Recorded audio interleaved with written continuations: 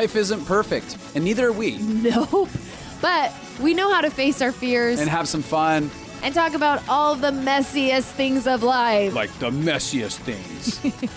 Get connected to yourself, get connected to others, and get connected to the life right in front of you. This is The Connected Life with Justin and Abby. That's me. That's you. And you. It smells like romance in the air.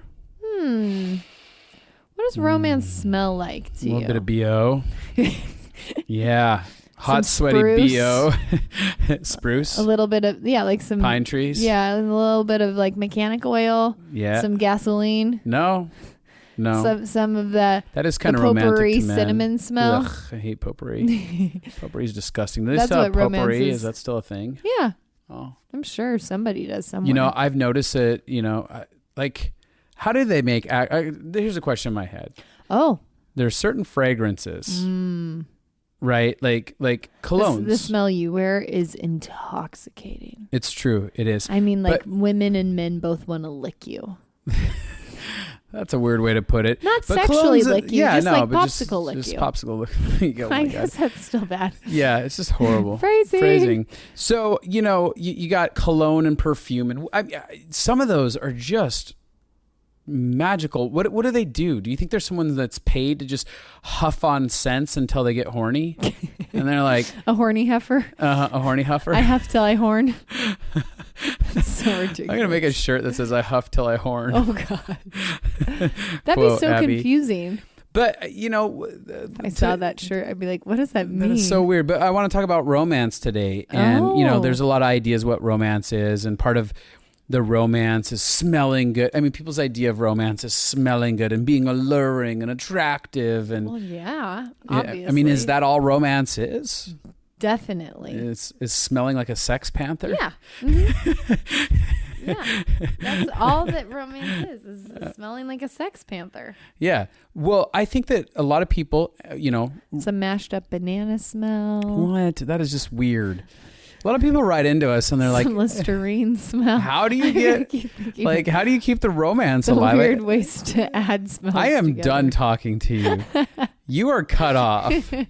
We have people ask us a lot, how do you keep the romance alive? And I think the question is... we don't. It's dead. It was is so dead dead. long time ago. Yes. You're watching the fumes of our former relationship right now as they just go out. The fumes. Uh-huh. Mm-hmm. Well, inside How of do it... you keep romance alive? Is that the question?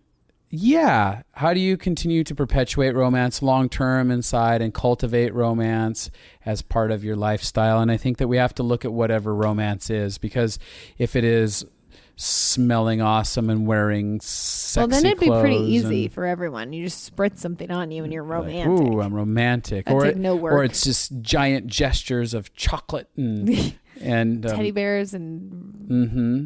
And making everything about you all the time, 100% of the time. Oh, that does sound nice. Well, I think Let's teach that. The version of romance that exists out there, I think the idea of it, romance burns out really quick for a lot of people. And there's a really genuine fun stage of romance.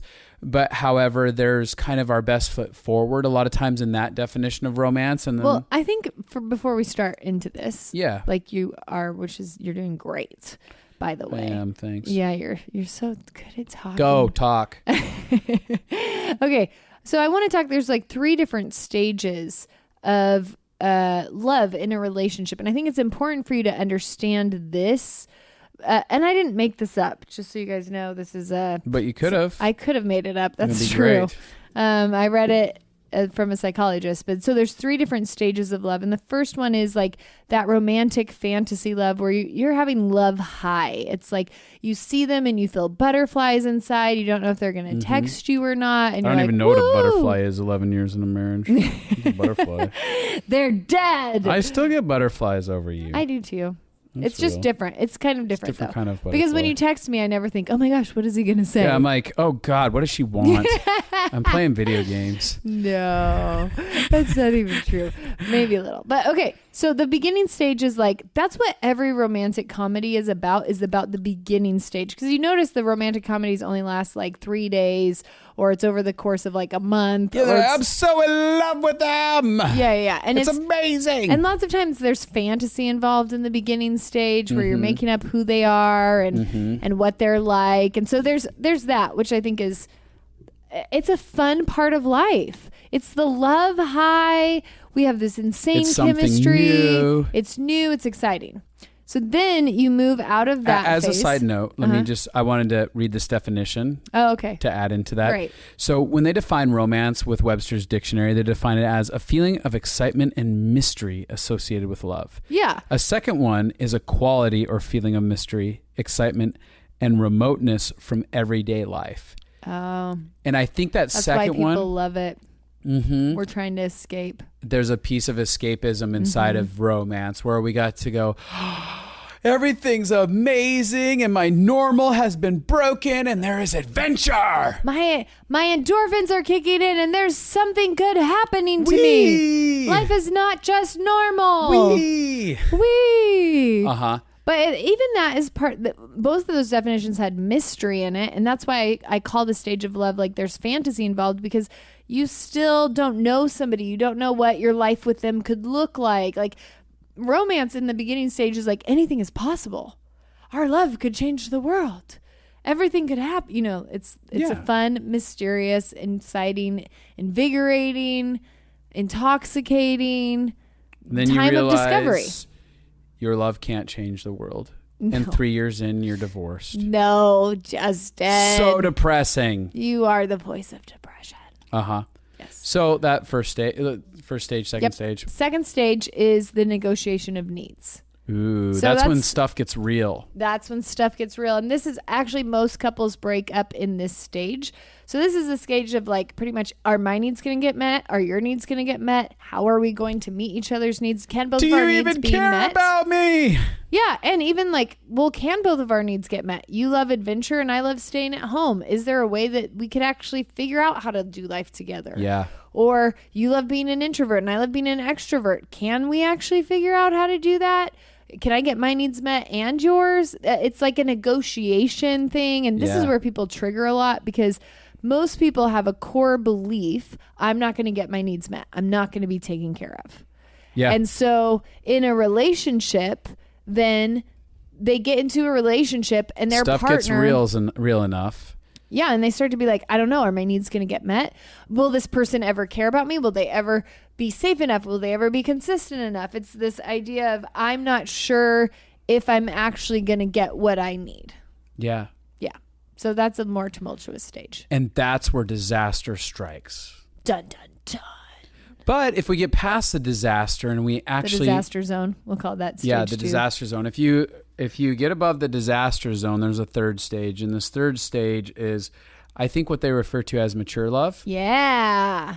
And mature love is when you know that you're safe, you know that this person chooses you, you know that you're going to get your needs met, not just by them, but by yourself. You become a powerful, capable individual. Yeah. You've paid a price for each other. Yeah. And no one's ran off. Yeah. And it's a great one. And I actually wanted to read a quote that I saw the other day from a psychologist that I loved about mature love, because I thought this was so good. Realities we must face to have a healthy relationship is what she says. Stable relationships can feel boring.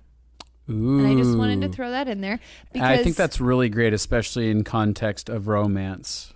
Yeah, because you're not going to have the high highs and the low lows. And that's actually the goal, that you're not having these like crazy swings. It wouldn't be sustainable to live the beginning of a relationship every year of your life. Well, I think we romanticize a lot of things, even outside of marriage, where we romanticize jobs and opportunities and experiences. Yep. And then once you can romanticize Hawaii. If you're not Hawaiian, you're like, Hawaii, Fiji, a magical island. And then you get there and you get past the romance, the newness of it, and you start to settle in. And if you don't approach it properly, all of a sudden, this is boring and I'm trapped in this hell that is this island. I'm on an island and I can't get off. Which we have a friend that does not romanticize his experience, but has a great value for the island. Yeah. Absolutely. He's able to be like, no, there's actually problems with it, which is what we have to come to. But there's also beauty in it. But there's also beauty in it. So I just wanted to mention these are the 3 stages because we're going to talk about keeping love alive that can go through all of the stages, not just one of them. But people actually have to know, like, if you're not this is the thing. I love romantic comedies. Let's be real. I love them. Yeah. Love them. Love them. I hate them in this way. It's not realistic to they don't show years into a relationship ever. No. And how to get through that. And there's not that crazy peak of emotion. There's different kinds of peaks of emotion. And I think that over time, romance has to evolve. The word romance and the expression of romance has to evolve. Evolve. Because if we don't, if we're hooked into the adrenaline hit of that initial, I don't want to call it immature love, but it's just it's a youthful love, a youthful romance. If we're hooked into the idea of that that has to somehow be played out. That's the goal. Or that's what a healthy relationship is. You'll across the board be convinced, oh my gosh, this is the wrong person I'm with. I just need to get into another relationship, or I can't have a good relationship if I'm going to stay in it. It's just going to be this dead thing. It doesn't have to be dead. It just has to be evolved. Yeah. So let's talk about what keeps romance alive. Okay. Well, I think part foundationally to me, romance at the foundational stages of it is actually a sense of connectedness. Yes. And that's what's happening for people in the early stages of romance. There's certain connected moments. They're going, you're talking on we're the just phone like for each hours. other, and you had similar experiences as me, and you understand me, and you get me. Yeah, and we're spending tons of time together, and we're looking into each other's eyes, and we're telling each other what we like about each other, and we're connected. But there's foundational things inside of that you're immediately expressing that can be matured and be part of the normality of how you do the longevity of relationships. So part of it is gratitude.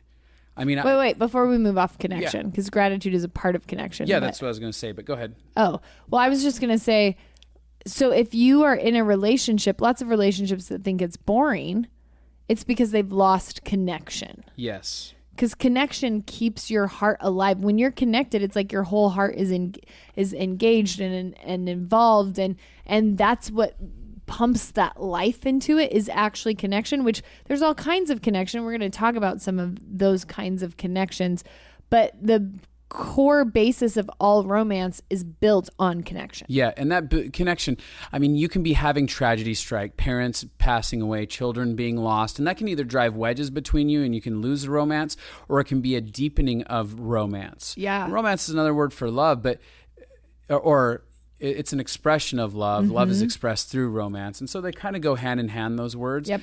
But romance can be developed deeply as you walk through pain and trials and tribulations with one another, and you begin to push into going, I love you, I'm grateful for you, I see you, I'm with you, and you begin to partner and process together. But oftentimes what happens is people get married and they have really busy job. I know so many people that like their first year is so busy with their job or they're doing all this stuff. They don't like make a value for their sex life and learning how to have a great sex life, or they're so like connection is like this thing. You have to nurture connection with your partner the rest of your life.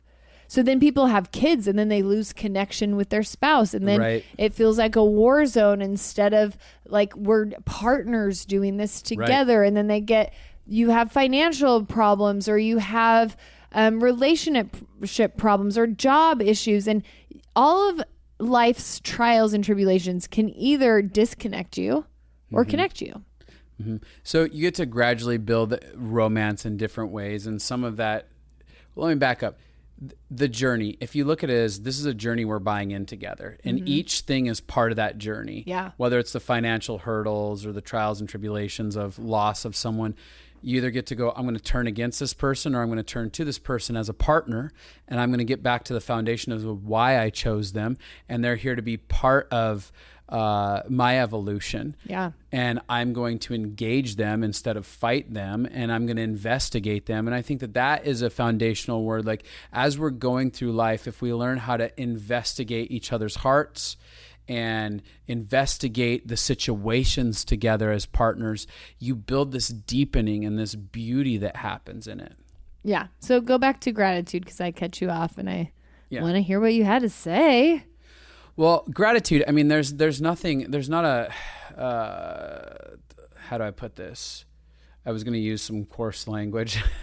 There's no bigger sexual romantic killer than somebody who doesn't have gratitude. Oh.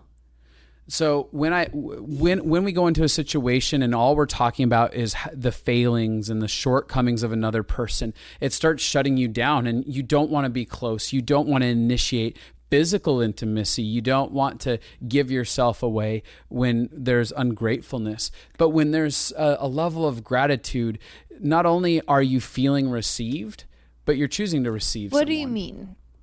Like, what do you mean level of gratitude? What are you even give me some examples, because it's broad generalities and I have a hard time learning like that. Yeah, totally.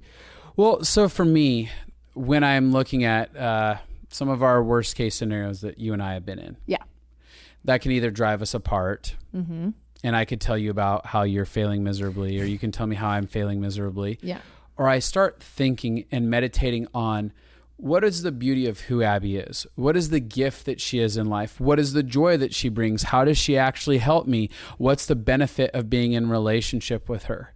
And I start meditating and thinking about those things. Right. And go ahead.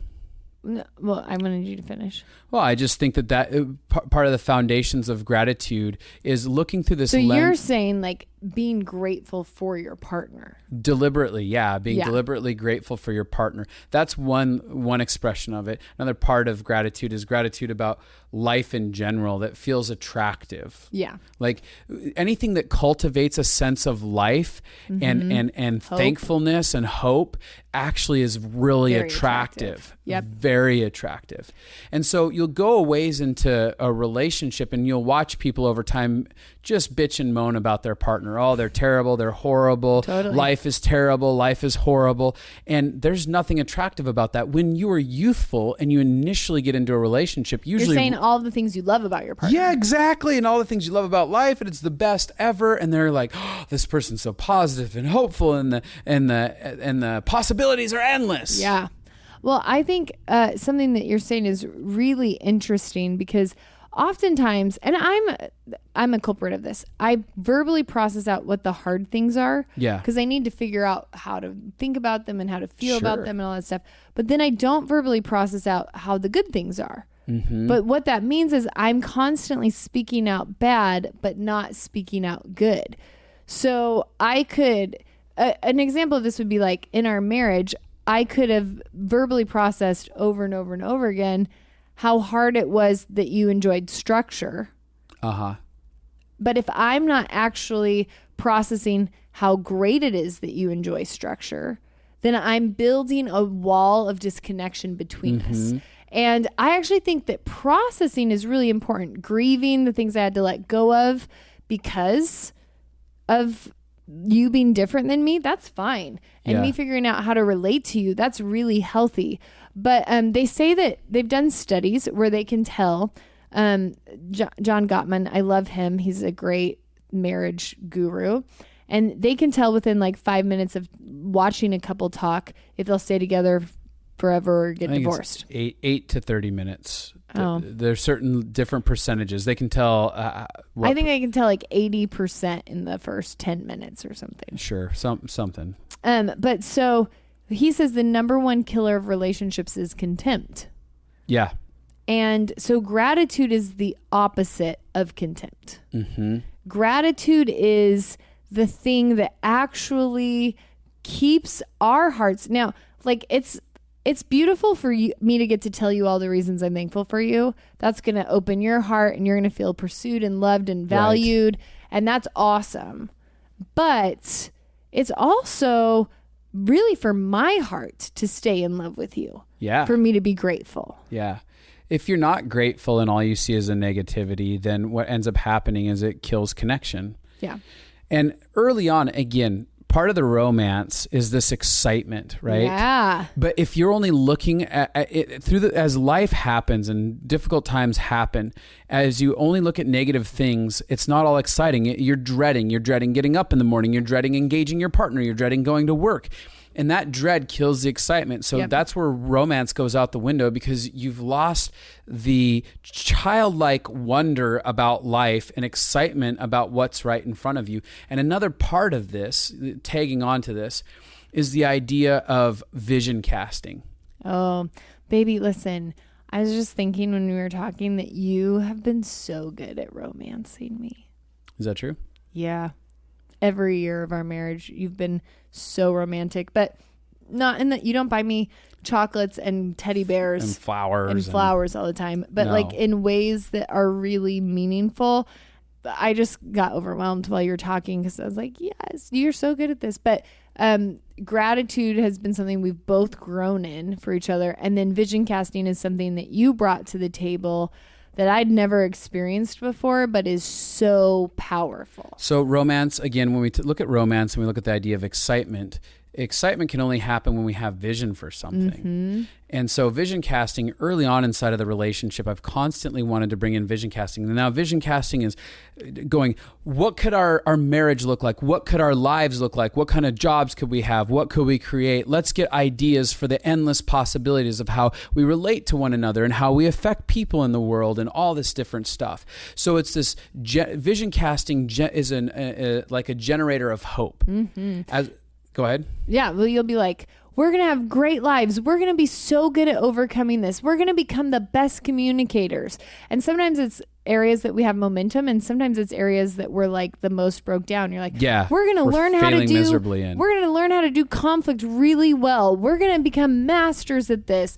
We have so much perseverance. We're going to overcome in this area. And I actually teach all my clients. I learned this from you. I stole it from you. Let's be honest. But all of my marriage clients, I learn the art of vision casting, because hopelessness is one of the number one reasons people disconnect. Oh, they're always going to be like that. Oh, life is always going to be like this. It kills that excitement you're talking about. Mm-hmm. And giving vision, having vision. And I make people go back and forth. Like, say out loud that what you are going to be great. Like, we're going to learn so much about finances, and we're going to overcome the areas where we feel defeated, and we're meant to see great things happen in our life. And there's going to be redemption, and it is a well of hope that I make people dig into. And I make them say it when they're in the point where they don't believe it. Totally. Like, they're in a fight and they're like feeling like we're never going to get through this. And I'm like, no, vision cast now. We're going to get through this. We're going to learn how to stay connected. It's going to get easier and easier every year. Mm-hmm. That's really good. Well, I was thinking about that. I was thinking about kind of being deliberate, because that's another piece of vision casting. And what we did huge. is deliberate. And early on in romantic relationships, you see people being deliberate. And you'll hear wives go, where did all the romance go? You used to purposely come home and do ... Yeah. And that's kind of the gripe that I'll hear from women about men. Yeah. And there's some truth to it. There's some deliberate pursuits that are happening where a man's trying to win a woman's heart or her body. Totally. But he's deliberately investigating. What is she like? What do her friends tell me that she like? And there's this investigation and deliberateness about it. And so I think that a big part of this is learning how to continue to do a lifestyle of being deliberate. Yeah. And I would say it's that thing where either part of the couple can become passive. Oh, and totally. I see women become passive as much as men. Absolutely. In all kinds of areas. Yeah. And I'd say one way women or men can become passive sexually. Yeah. So like they can just stop kissing the other partner. They can just stop A lot engaging. of mornings I deliberately, before I walk out that door, if you're still in bed, I come back around and I kiss you on the head or on the face or something. Yep. And I'm like, oh no, I want to go engage her and say goodbye and acknowledge her existence. Yeah. It's in the intentionality of it comes back to this idea. I'm creating a culture with my life. And there's actually some romantic habits that you can get in, which everybody's like, ugh, habits. That's not romantic. But it is. You can create brain ruts in your mind, like scientifically, you are creating pathways in your brain for it to go over and over again. And so Justin has created brain pathways that are literally like, oh, ask Abby a question, or, oh, engage Abby, or kiss Abby, or, you know, like hug Abby, where it's actually become a habit for you. Mm-hmm. And habit and a joy to do so. Going back to the word gratitude, you know, it's not so easy for me to do those things when I'm not in gratitude. Yeah. When I'm just seeing how you're a terrible human being And that's I'm ruining destroying your my life. life because I'm so acting so powerless about something. It's really hard to do that. But when you don't see your partner as an adversary, but as an advocate for you, it's really easy to get in that posture, that momentum of gratitude, and naturally like, oh my gosh, that person's the best person in the world. I can't wait to get home and see them. And you come through the door and you hug them, rather than, oh my God, all they're going to do is just steal from me what little energy I have. But the truth is, I also have someone across from me that has gratitude towards me. Yeah. So I remember watching couples in the past where husband walks through the door and the first thing out of the gate is the wife's just whining and moaning at them, going, what's wrong with you? And why are you late? And there's no, hey, how was your day? I love you. It's so good to see you. There was no joy about it. It was spending an entire day feeling like, you don't care about me, you don't love me type behavior. Yeah, and by the time someone gets home, they don't want to get into that. Yeah, a man can come home and be so upset from the day that he doesn't even acknowledge his wife, which I would say leads to this. They say that this is one of the core human needs, is to feel delight in you when you walk into the room by the people who love you. Yep. And that's what happens in the early romantic stages. Oh yeah, is when you it's see delight. each other like, ooh, yes. Oh, hi. Oh, I missed you. Blah, blah, blah, blah. Mm-hmm. Where have you been this last 5 minutes? Totally. It's been horrible without you. I've been counting down. Uh-huh. And again, in those stages, you're investigating. And as you go in longer, you think that you know everything about a person. And the truth is, you probably do know everything about your partner at some point when they're not open to change. And part of romance in life is being deliberate about growth. Yeah. Hold on, though. I think you skipped over. Can we come back to that? Because I was still wanting to talk about the thing I was talking about. Oh, yeah, go ahead. You cut me off on. Oh, I thought, well, yeah. I'm just kidding. Why are you yelling at me? I'm yelling at you. Go. Okay, so experiencing delight from your partner is such an important thing. And so I noticed both me and Justin have had to work on this, because let's say I'm in the middle of a project, like I'm in the middle of writing an email and I've got my flow on and he comes home. I literally don't even want to acknowledge him. I want to vice finish versa, what I'm same doing. thing. I'm like, get out of my space. I just need to do this. Yes. However, we have both learned to practice. No, I'm going to deliberately stop this. I'm going to look at you. I'm going to be excited to see you. Mm-hmm. Oh my gosh, Justin, I love you. I'm going to kiss you on the face. I'm going to hug you, and then I'm going to say, I have to finish this while I'm in the flow, and then I'll connect with you later. And there's times where you don't do that with me. Yeah. And I don't do that with you. But when you don't do that with me, I'll be like, hey, look at me. I'm here. Yeah. And I'll do something. And then finally you kick over and you're like, oh, okay. Yeah. And you'll close your computer and you'll get up and be like, how are you? I missed you. And a few seconds of play, all of a sudden there's this delighting that's going on between the two of us. Yeah. And like if you have kids, you can be running around trying to clean up after them or trying to keep them from killing each other. And your spouse can come in and it just feels like he enters into the madness, and it feels like extra energy now when all of your energy is being sucked out of you to have to relate and connect to another human. Yep. However, it's like we want to build a life where we are adding to the fire of love. And so anytime I get the chance to put a log in the fire to add to the flame, that feels so valuable. And it can be as little as being excited to see them. Yep. And there's something running up to them, hugging them, squealing. Oh my gosh, I'm so glad that you're home. That literally can take 1 minute. Totally. But there's something for a lot of people where they look at the idea of romance and they think it has to be a grand gesture. Right. So it's a giant diamond ring, or it's buying your husband his favorite sports car, or it's going on a special honeymoon vacation surprise. And when they define it like that, it gets overwhelming and it feels like too much. Or romance could feel like it's an entire day planned doing stuff. And you're like, I don't have room for an entire day. We have 5 kids and we don't have enough money to barely feed them right now. How could we come up with that? But it's like you said, it's these little nuggets, moment after moment after moment. And it's these snack size meals that are consistently happening. And you're going, I feel consistently full. And our lives are packed full of a ton of things. And we haven't taken a major vacation as of recent. Right. But I feel full and I feel romanticized. Yeah. What was your next one? I forgot that I cut you off on. I don't know. But I think that jumping into one that's just blowing through my brain is sacrifice.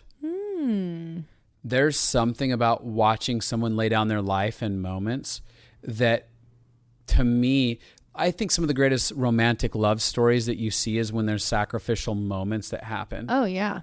But I think that there's something about servanthood and sacrifice. They're words that go hand in hand for me. But where I'm like, I want to serve this person well. I want to serve my family well. Whether it's my partner or it's my kids, even watching someone serve someone, like, so when I see you serve other people and sacrifice for other people, I'm seeing these beautiful expressions of who you are come out. And I'm like, oh, that's so beautiful. I love that. Yeah, I think, and sacrifice again is a part of intentionality. I see that okay, here's a funny thing. This is not really a story of sacrifice, but you'll get the gist. The other day, I was so excited because I remembered when the trash comes out, like when the trash company comes. She never remembers what day the trash goes out. She doesn't I don't really put the know trash what day out. of the week it is in general. Yeah.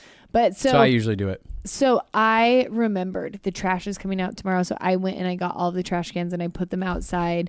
But I was like, this is how I'm romancing my husband. That feels so dumb to people. It's a little thing, but it's like, oh, he loves when people have thought ahead and have been intentional and are looking out for other people. And when he doesn't have to carry the weight of everything on his shoulders. So I'm like, oh, this is a great way that I can say like, hey, I'm thinking about you. Now, it's just an expression of servanthood. Yeah, it's an expression of servanthood. So the funny thing is then you came home and tell them what you thought. I was like, oh my gosh, those guys that do our yard, that was so thoughtful of them to put the garbage cans out as well.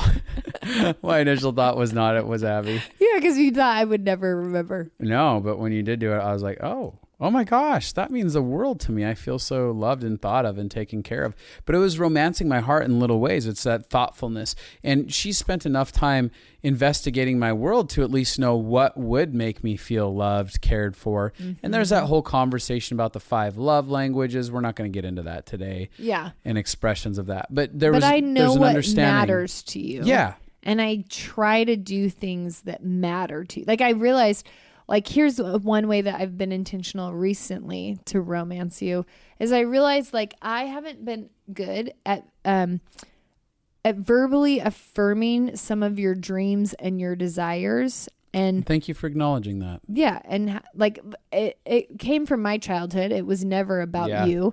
It was, I had a parent who was logical and wanting to protect me from disappointment. So anytime I had an idea or something I was excited about, they would tell me all the reasons it could fail. I think to protect me from disappointment. Right. Parents often do this. Yeah. And I get it because I can find myself wanting to do that to people I know. When they tell me some crazy grandiose idea, I want to be like, that's not going to work.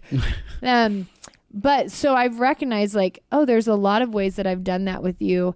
And so I have been intentionally engaging and affirming your creative ideas, how you think about things, how you look about things. I've been intentionally like something that I know is important to you is your book, right? Yeah. You wrote a book. It's an amazing book. Everybody that's read it loves it. I haven't heard one bad review. And I'm in a season actually freshly. I got into a season of going, I need to actually do an audio recording of this that later this year probably going to come out. And so I've been intentionally like praying out loud with you about that and vision casting and dreaming with you about this book, just to engage in something that your heart loves. Yeah. Like finding something that you love and then intentionally speaking life over it, agreeing with it, asking you questions about it. Have you noticed that? No, I've totally noticed that. Do you want a pat on the back? Come here. Who needs a pat on the back? I need a pat on the back. You need a pat on the back. It's me. No, I have noticed that. And in it, I feel your delight. I feel your intentionality, and I feel romanticized by that. And again, that early stage of romantic love, there's that delight, that intentionality, that engagement. The world is our oyster, and we need to shuck it. Shuck it. Just shuck it. Anything can happen. We should make a shirt that says just shuck it. I'm sure it exists already. So that's been winning my heart when you do that. Yeah. And again, it's not some huge act of anything. It's just that intentionality.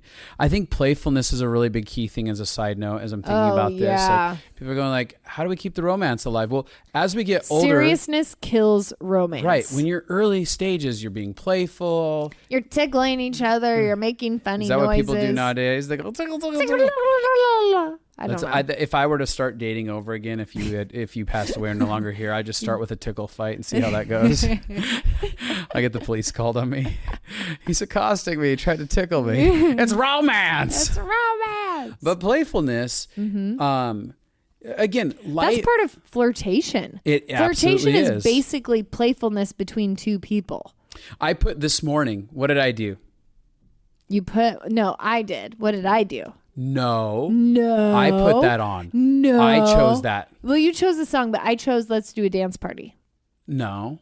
Yeah. I had already started shaking my booty. But I put music on so you could have music to shake it to. I was in the kitchen. When I woke up and came out to the kitchen, you were in such a good mood. I was standing in my underwear. You're making funny noises and cooking some food. Yeah. And you were happy and playful. I'm pelvic thrusting.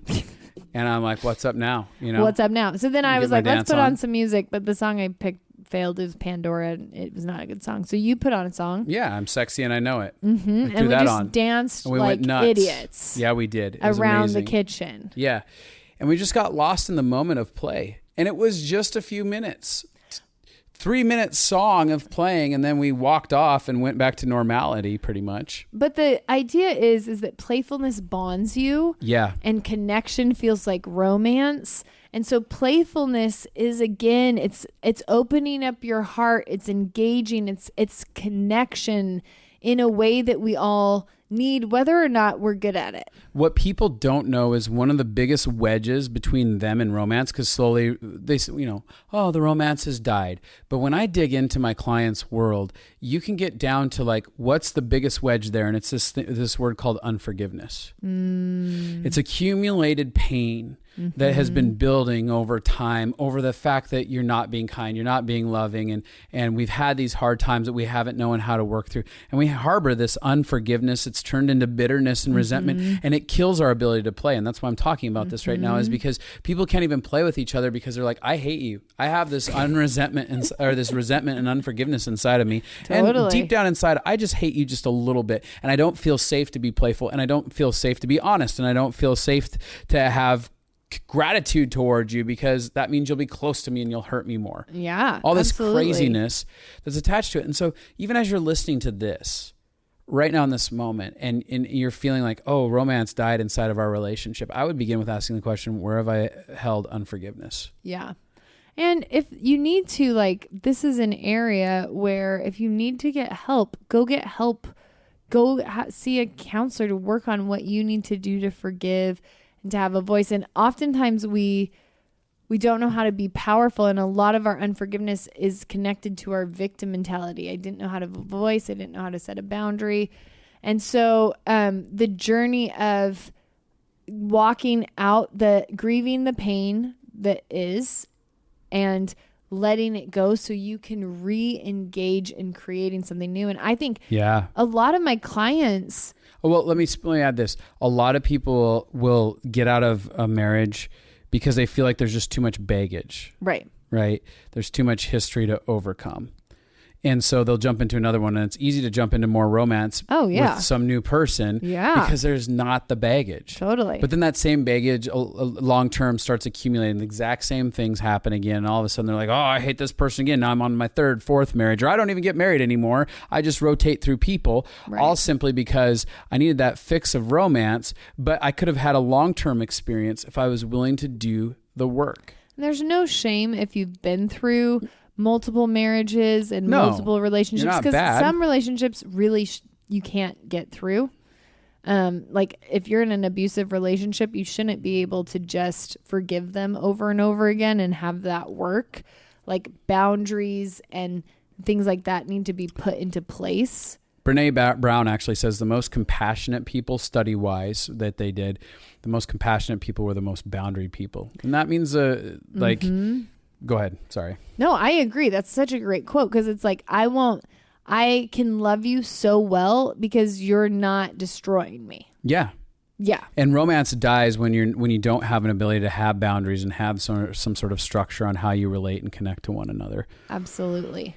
So I think that also inside of this, there's this idea of spiritual connection. I think that this is another thing Brene was saying the other day. Her and Russell Brand were talking, and they got into a conversation about politics, all kinds of stuff. But part of it was the conversation about how we are spiritual beings. And if you have a system that's serving you that has no spirituality connected to it, then you're missing out a huge component, because at the core of us, we are spiritual beings. And so whether that system is a political system or it's a relational system, without the component of relating to yourself or to your significant other through the spiritual means, you're going to have massive, massive problems. Yeah, it gets you connected to something bigger than yourself. It's another part of bonding, because everybody has a spiritual essence. It's a way to be known and to know, and it's a way, like, it can be very exciting and intoxicating to connect on that deep of a level, on a spiritual level. I think that, when I look at my relationship, as far as my source of life goes, if I'm not engaging God, let me just, having a personal conversation on my end, this isn't pitching to anyone, anything. It's just, I have this interaction with me and Jesus and God and Holy Spirit. And there's this, for me, that spiritual essence of my life does something to invigorate me. It cultivates hope and promise. It creates peace and joy and wonder inside of me. There's something, it heals something inside of me from pain of my past and pain of my present. It gives me an on-ramp to know how to grieve and work through things. And ultimately it empowers me inside of my life. So as I'm cultivating, stewarding this spiritual connection that I'm having over here, there is life that's coming out of it. Especially, at least for me, my expression of spirituality and that connection to God isn't filled with a bunch of rules. It's not a conversation about how I'm always perpetually failing at life. I'm having conversations about how I'm doing amazing, and I feel like I'm being built up inside of that space. But what that's doing is that's spilling over into my relationship with Abby. Now I'm coming to the table feeling this strength inside of the spiritual empowerment, and I have something to give away. And that's where a lot of our healthiness has come from, is that personal spiritual development that we've had internally. And then all of a sudden I come with this wonder and this understanding and this knowing that I bring to the table. Well, and that's one of the best things. Like I say that with a lot of the couples I work with, is like, if you don't know what to do, like you don't know how to bring romance back into your relationship, you guys can just start by praying for romance together. You can start by like asking God, help us to get romantic ideas. Help us to be intentional. Help my heart, and it's a source when we don't know what to do to give us more answers. Absolutely. And it's bonding you through that process. And even just asking, I remember this one time we were on a camping trip and we were we were in a fight. We were on a camping trip with a bunch of our friends. Are you saying with all of our friends? Yeah. And we were on a fight and we went on a walk. Oh my gosh. And we were both so frustrated and angry, and we didn't know how to get back to the same page. And a huge part, we should do a whole episode on how to reconcile, because that's a big part of relationships. We're going to do that. But So we're huffing and puffing and frustrated. And no matter what angle both of us try to start, or like we could try to start at gratitude, we just couldn't get to the other side. That felt horrible. I remember that one. And so what we ended up doing is we sat down. It was like silent and awkward. And both of us are trying to like, I'm thinking like, God, I really want to get through this fight, but I also hate this person next to me. I don't know what to do. No, I'm just kidding. I didn't hate you. But you did a little bit. I did a little bit in that moment. And so what we started doing, and it wasn't like, I didn't pray like, God, would you show Justin how bad he is at life? Mm-hmm. It wasn't a prayer like that. It was like, God, would you show us how to communicate in a way that is safe for both of our hearts? Yeah. And we just started going back and forth. And just the prayer is even a part of that vision casting. And it's humbling. Yes. It's engaging humility. Mm-hmm. When I yield to something that's bigger than me and I acknowledge I don't have the answers, will you help me? Mm-hmm. It gets us out of our pride that I have it all right. I have all the answers and this person's just a failure over here. And it says, hey, we're in this together. Yeah. And I don't know everything. And you're no longer, I'm not above you. No. I'm not the one here. We both need help to become who we're made to be. But it broke the tension. It broke the ice. It was the thing that got us back to being connected. Yeah. And we were able to ask for a bigger source to come give us wisdom and help. And it began an intentionality with our words. I think if I was to say anything as we wrap this up, it's being intentional and pursuing the other person. Mm-hmm. Intentional pursuit is basic. I mean, that takes a lot of what we're saying and puts words to it, but the intentional pursuit of you. Like I ask you questions. I want to know who you are. I think about the things you like. I try to figure out small ways to implement that in. Yeah. I notice the foods you like, and so I try to pick them up at the grocery store. It's just the intentional pursuit. And when I work with couples, I tell both of them, like, either set an alarm on your phone and text them an intentional I love you text, or I'm thinking about you, or you matter to me, or here's something I'm thankful for. This is something I appreciate about you. And I think that when we are really bad at processing pain, it's very easy to get self-consumed in our pain because we don't actually deal with it. Totally. Which is why we oftentimes over time become narcissistic, because we're swimming in our own pain in our soul that we haven't dealt with, and we don't have an ability to even think about anyone else. We're just thinking about how everything's terrible inside of us.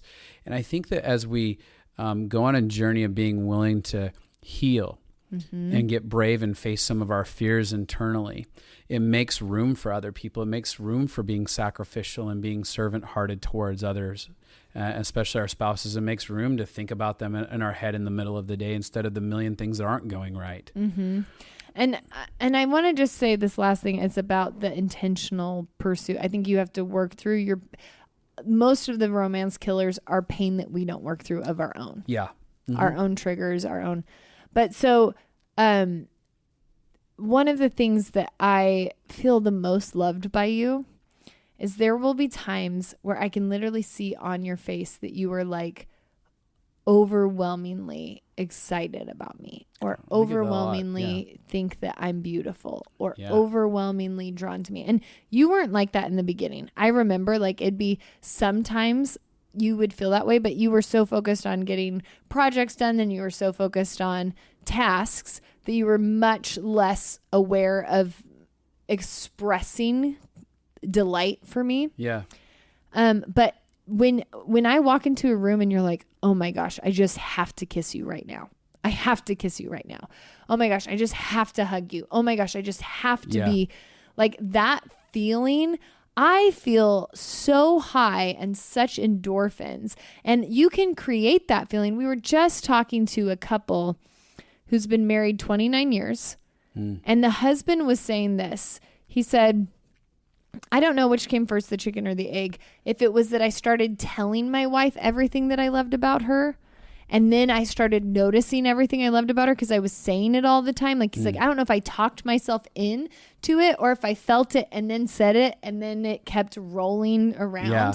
But the more you verbally and externally express your love for another human, the more romance it creates. I don't care if you're verbal. I don't care if you're expressive. I don't like you showing on the outside that somebody affects you in any way is a huge part of romance. And I'll add this a short second part to that. There has to be a place for it to land. Yeah. And as you know, I'll just say for me, when I am expressing love, gratitude, care, whatever, Abby is really fantastic about receiving it. When I say your body's sexy or your face is sexy or you're brilliant and you're intelligent or you're wise, or when I'm complimenting or engaging, she's like, really? Oh yeah. I'm like, oh my gosh, you think so? And, ooh. And there's such a delight that for her in the words or the actions that I'm giving, that it makes me go, this is easy. I enjoy this. Mm-hmm. And so I can continue to do that. But I see oftentimes in relationships, men and women alike, where one of the spouses just can't receive a compliment, can't receive delight, gives no landing strip for the other person. And that's a huge romance killer. Yeah. And so it's not just about what we can give. It's about our ability to also receive in that space well, even when it's uncomfortable, whether it's even early on in marriage where it was very uncomfortable for me to receive touch from her. Yep. I was like, oh my God, get off of me. Do not touch me. We're in the middle of the store. Like, this is exhausting me. And I had to get healing in my own heart, because that's a core human need, is actually touch. It doesn't matter what you think about yourself. The truth is that we're made for touch. And so as I began to engage that and get at peace with that, romance was actually built even further in the relationship. And I just want to break the lie really quick that like your personality, I just don't like saying things, or I just don't like words of affirmation, or I just don't like physical touch, or I just don't like quality time. I just don't enjoy being playful. Like, there's a lot of things that people just say about their personality. That's just me. Yeah. And I'm like, no, actually, those things don't matter. Love is always meant to be expressed. You want romance, you have to learn how to give and receive with words. You want romance, you have to learn how to kiss your partner. Yeah. Like, do you know why romance is so exciting the first year? Because you're making out all the time. I know couples, and I'm like, when was the last time you made out? They actually say that just kissing for 1 minute every day will radically change most people's relationships. Because if you're past the beginning phase, people stop kissing for a long time. They stop, and these are human needs that create excitement for us.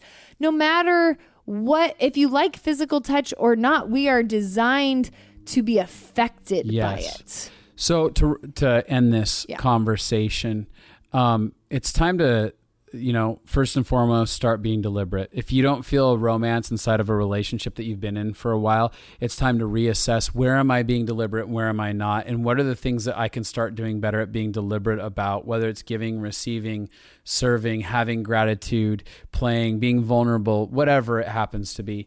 Like, you get to begin to design your life the way you want. You can be act powerless and just let relationship happen to you and let it be dead. Or you can be deliberate about having a conversation that starts with, hey, I haven't felt like we're romanticizing each other. We've been in this relationship now 20 years. We feel super disconnected. Let's have the scariest conversation ever. Yeah. And neither of us is wrong for it or bad for it. What are we just going to do about it? Yeah, because here's the thing. You can't blame that the other partner isn't romancing you. Because it's got to be this is a two-person thing. Two-way street, yeah. Yeah, two-way street. Two to tango. It takes two to make things all right. Takes two to make things all right. I don't even know the words. Anyways. Yeah. So, listen. Me and Justin are really excited. We are doing a marriage course. It's going to be online, so you can do it wherever you live. And singles. Marriage and relationships. Relationships, yeah. Yeah. It's going to be in the future. Yep, it's coming up. And so if you want to be a part of that, we'll put you on the waiting list. And so email us at LFA. At Stumble. L as in living, F as in fully, A as in alive, living fully alive. LFA. at stumvalconsulting.com and say, put me on the waiting list, because that's going to come out soon. And we are excited to have you join us for that. So thanks for hanging out. Now go spritz yourself with some cologne and perfume called Sex Panther, and I don't know, do something with it. Rawr. Rawr. Rawr. Romance. Rawr.